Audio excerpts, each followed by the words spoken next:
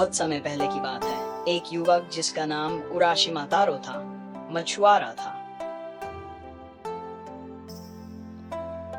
एक दिन उराशिमा तारो ने समुद्र तट पर कुछ बच्चों को एक कछुए को तंग करते हुए देखा। उराशिमा तारो को उस कछुए पर दया आई और उसने उन बच्चों से कछुए को छुड़ाया और उसे समुद्र में वापस छोड़ दिया।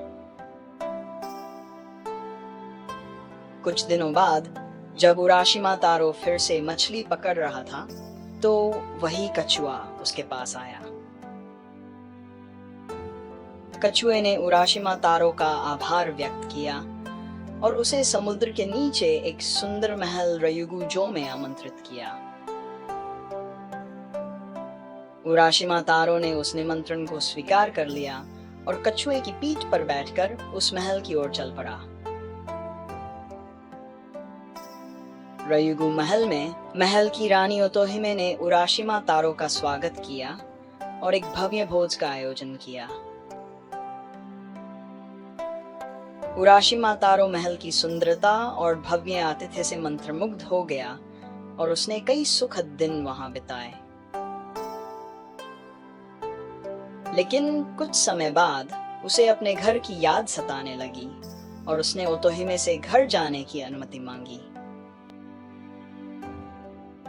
ओतोहिमे ने उसे जाने की अनुमति दी, लेकिन उसे एक तमाते बाको नामक डिब्बा दिया और कहा कि इसे कभी नहीं खोलना चाहिए। उराशिमा तारो ने रयुगु महल को अलविदा कहा और कछुए की मदद से फिर से धरती पर लौट आया। धरती पर लौटने के बाद उराशिमा तारो ने देखा कि उसका गांव पूरी तरह बदल चुका था और वहां कोई भी परिचित नहीं था। रयुगु महल में बिताए गए समय में धरती पर सैकड़ों साल बीत चुके थे।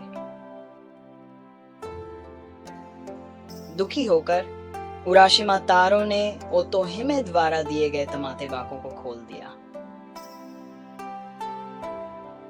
जैसे ही उसने डिब्बा खोला, उसमें से सफेद धुआं निकलने लगा और उराशिमा तारो अचानक एक बूढ़े आदमी में बदल गया। तमाते बाको में उसकी असली उम्र छिपी हुई थी। उराशिमा तारो अब वापस अपने पुराने रूप में नहीं लौट सकता था और उसकी कहानी यहीं समाप्त हो जाती है। इस कहानी से हमें उपकार, समय की अपरिवर्तनीयता और वादों का पालन करने के महत्व की सीख मिलती है।